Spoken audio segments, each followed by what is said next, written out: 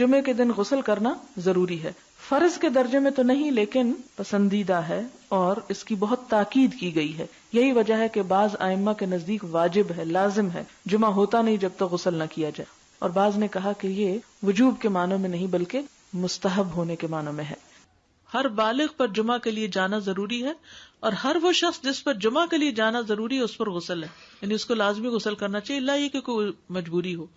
تو آپ اپنا اسکیجول اس طرح بنائیں نا کہ جیسے اگر آپ ہر روز نہاتے ہیں پھر تو کوئی مسئلہ نہیں، لیکن اگر آپ ایک دن چھوڑ کے ایک دن نہاتے ہیں تو آپ پھر اس طرح اسکیجول کریں کہ جیسے آپ منڈے کو نہائے، پھر وینسڈے کو نہائے، پھر جمعے کو نہائے، پھر آپ سیٹرڈے سنڈے اگر نہیں بھی نہاتے پھر منڈے.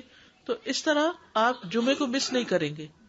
یہ نہیں کہ جمعرات کو نہا کے جمعہ کو چھوڑ دیا یا جمعہ چھوڑ کے ہفتے کو نہائے، ایسا نہیں کرنا چاہیے. نبی صلی اللہ علیہ وسلم نے فرمایا اذا جاء احدکم الجمعۃ فلیغتسل، کہ جب تم میں سے کوئی جمعہ پڑھنے کے لیے آئے تو چاہیے کہ غسل کر لے، یعنی کوئی بھی.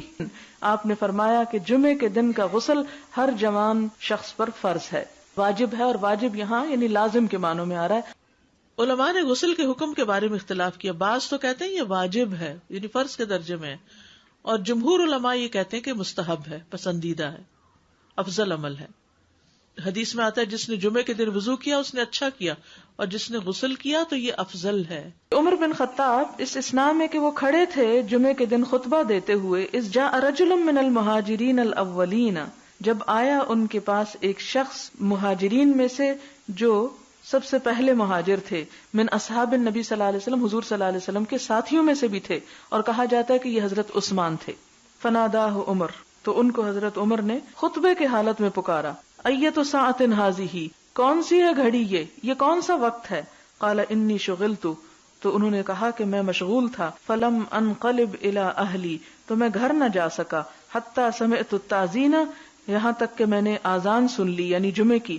فلم ازد علی ان توضأت، تو میں نے نہ زیادہ کیا اس پر کہ میں وضو ہی کر لوں، یعنی میں صرف وضو کر کے آ گیا. فقال، تو فرمایا، کس نے؟ حضرت عمر نے. والوضوء ایضا، اور وضو ہی بس. وقد علمت، حالانکہ تم کو پتا ہے، ان رسول اللہ صلی اللہ علیہ وسلم کان یأمر بالغسل، کہ نبی صلی اللہ علیہ وسلم غسل کرنے کا حکم دیا کرتے تھے.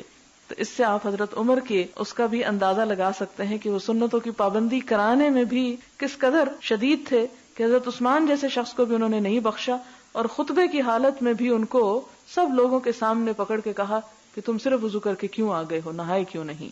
نہانا، خوشبو لگانا، مسواک کرنا، تینوں ہی لازم ہے. اور چونکہ یہ تینوں ایک جگہ پر آ گئی، اس سے یہ پتا چلتا ہے کہ یہ جو غسل ہے یہ اس طرح واجب نہیں آتا کہ جو فرض کے درجے میں ایک طرح سے آ جاتا ہے، بہت ضروری، یعنی بہت پسندیدہ ہے، بہت اس کی تاکید کی گئی. لیکن اگر کوئی کسی وجہ سے نہیں کر سکا تو وہ ایسا نہیں کہ جیسے کسی نے فرض نماز چھوڑ دی ہو.